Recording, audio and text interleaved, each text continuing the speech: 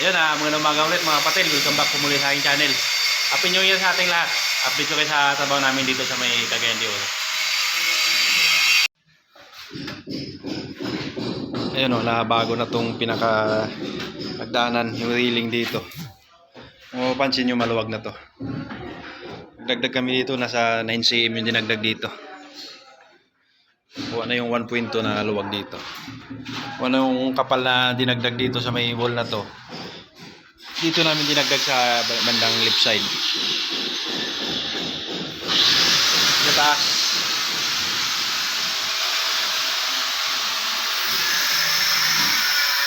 Itong gilid na to. Inawasan namin itong pinaka-stick dito para magkakaroon ng gap dito sa may paikot na to. Para parehas yung clearance ng tiles dito sa may mga steps na wood planks. Paikot. Alas parehas niya sa lahat. Pati dito yung pinakahuling bakal dito, tinanggal na rin. Naka-floating na lang to. Para maluwag dito pag-akyat.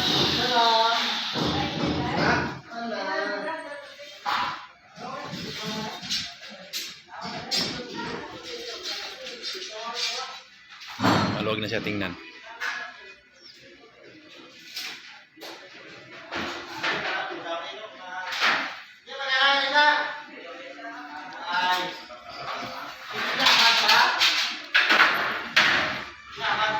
Lalagyan na rin to yung pinaka pulse beam.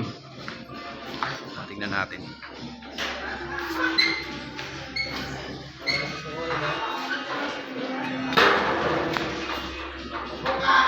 Ito yung sinampol ko. Gypsum board to mga kapatid. Kung mapansin nyo, walang putol to yung kantuan. Naka-router.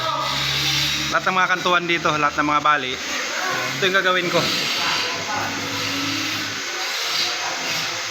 Halos konti na lang masilyan nito. Dugsungan na lang. Saka yung pinag-screwan. Malinis siya tingnan pagka naka-router, naka-45. Itutupi mo na lang siya. Meron siyang shadow line. 2.5 cm shadow line nito. Lahat paikot. Lahat ng ceiling magkakaroon ng shadow line. Pansin nyo mga kapatid. Tuwid na tuwid yung kantuan pagka walang putol yung gypsum board. Lahat ng bali gagawin ko dito. Isampulan dito sa pinaka pulse beam na to. Inampulan ko muna to. Lahat ng mga gagawin dito, lahat ng mga bali, ito ang gagawin namin para malinis yung mga kantuan.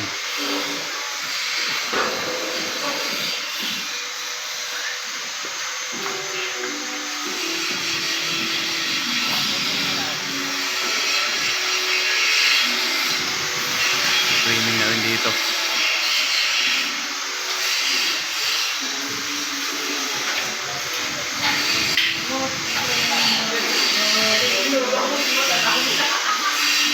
Lahat ng mga wall may shadow line 2.5 cm.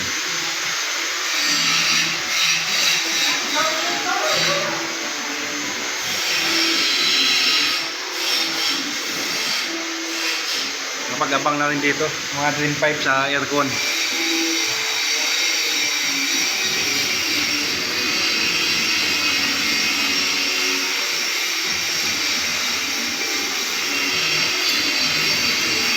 Nakaroon din dito ng pulse column.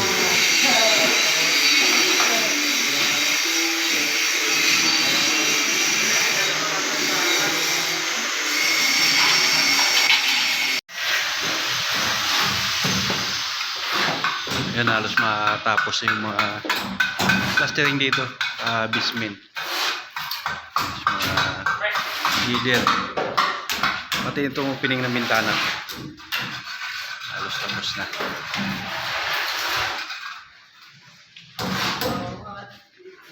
Ito sa may left side, may finish block na rin dito, dalawang patong. Ito lang yung dalawang dulo, tapos na rin to.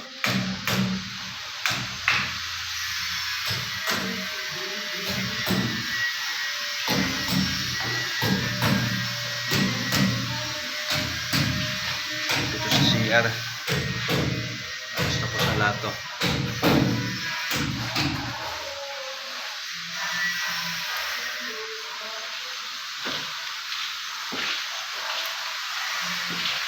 Mga kulong na lang at konting kantuan yung ginagawa dito.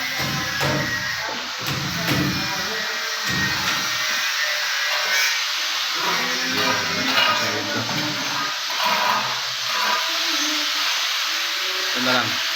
Halos ngayong linggo matatapos yung mga plastering dito. Loob.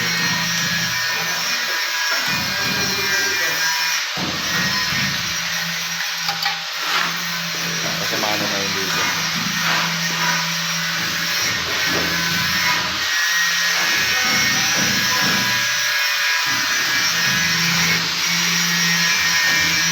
Naayos na rin to. Na-adjust na rin itong drilling na to. Kaya nakuha na yung luwang dito na 120. Na-repair na rin ito.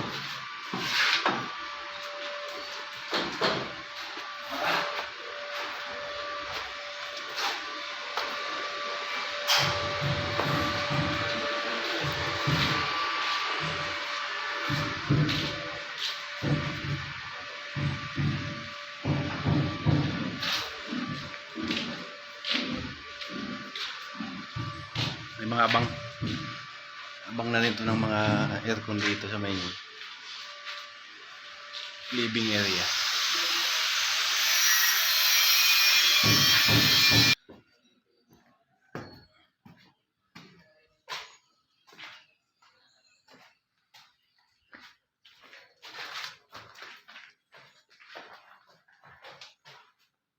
Puhusan na rin to.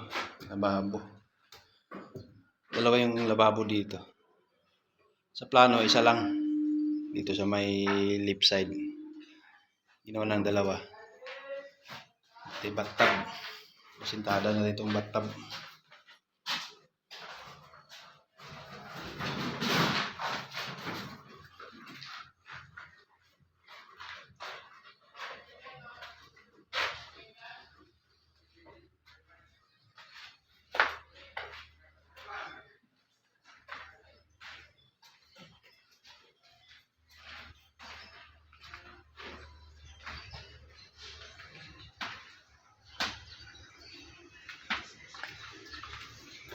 Buo na rin yung hagdanan dito.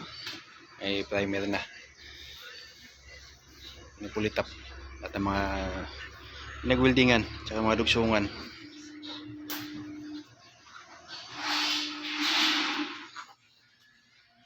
Kulay gray.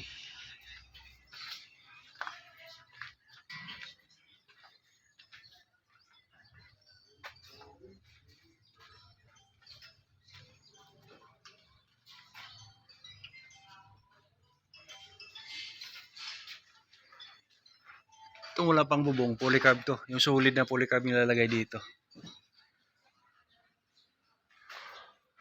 Dito. Itong area lang yung open. Itong malaking area na yan. Yan yung pinaka-open dyan.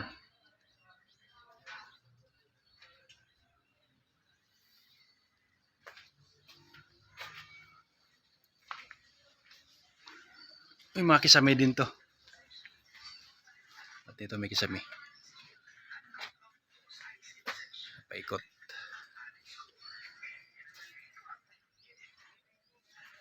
Hindi marami pang lupang makukuha dito. Nag-request kami ng maliit na bako. Wala pang bakante. Kausap namin kahapon yung may-ari. Medyo busy daw yung kaibigan niya na may bako. Kaya mag-aantay muna kami.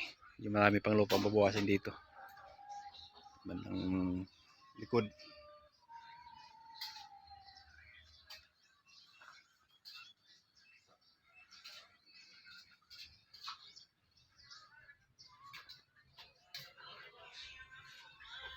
Break time.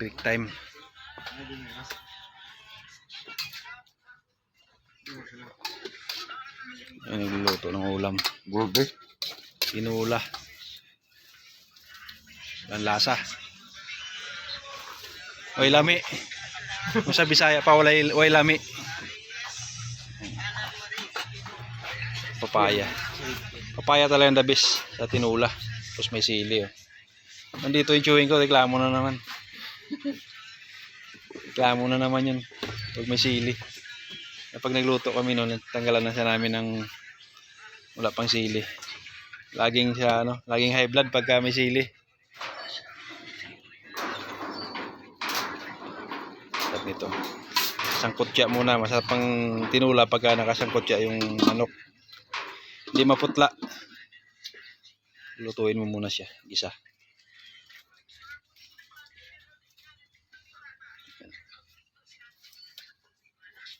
Tapos may malunggay. Mapagatas, Mike? Mapagatas na si Mike. Ang sarap po.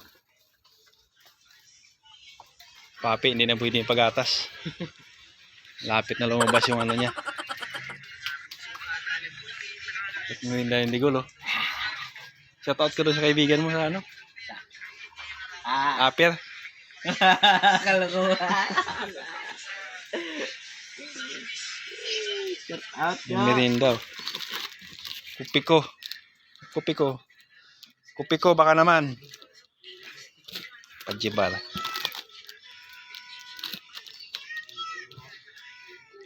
Soft drinks din.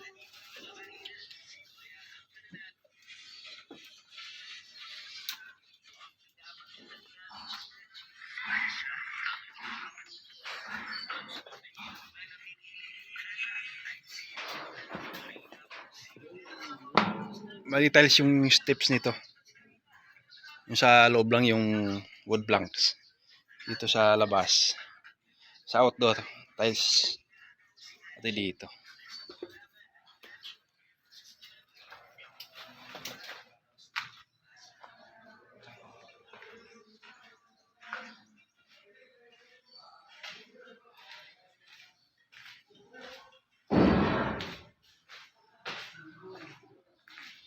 Basyada na rin dito. At mga bintana dito, louver.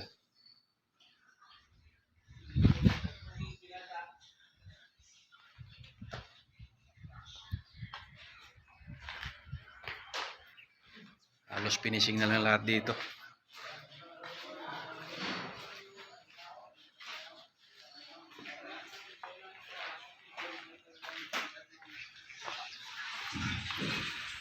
Ayun o, ito yung pinaka-finish ng bahay. High-end finish ng mga kapatid. Hindi basta-basta yung finish nito.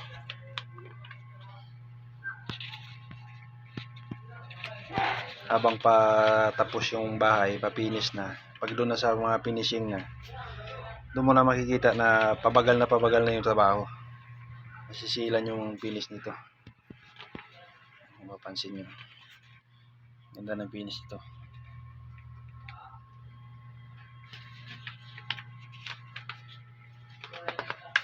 Ito mo lahat makikita sa architectural.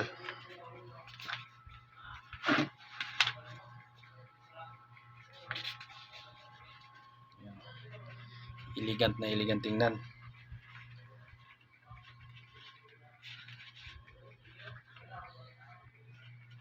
Ito pinaka living area.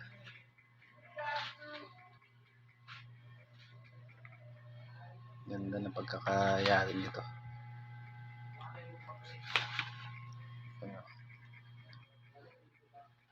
Ito yung sa kitchen.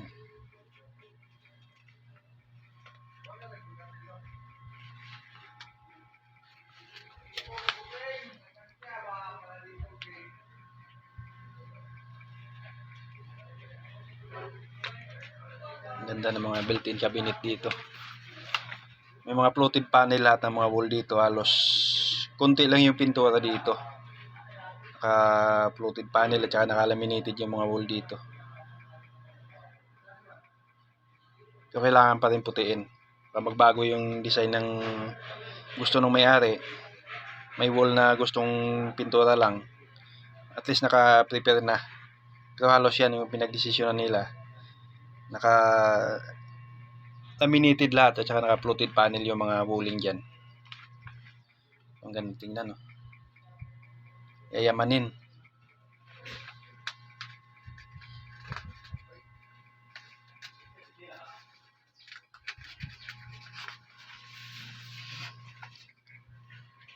Ganda ng finish dito.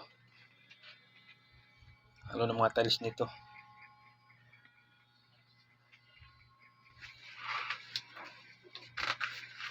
Hindi basta-basta yung gasto sa bahay na to. Ang ganda.